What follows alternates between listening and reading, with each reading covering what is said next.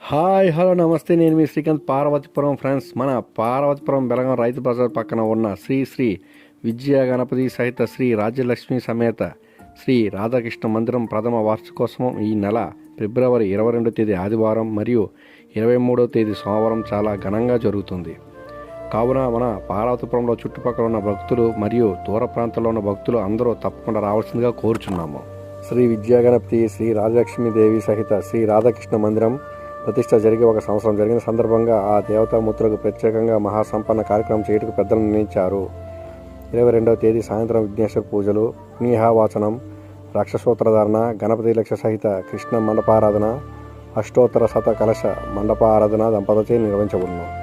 23వ తేదీ సోమవారం ఉదయం 8 గంటల నుండి ప్రధాన విగ్రహాలకు మహాసంపన్న అనంతరం షోడశోపచార పూజ, మూలమూత్రాహసనం, పూర్ణాహుతి, ఆశీర్వాదనం జరుగును.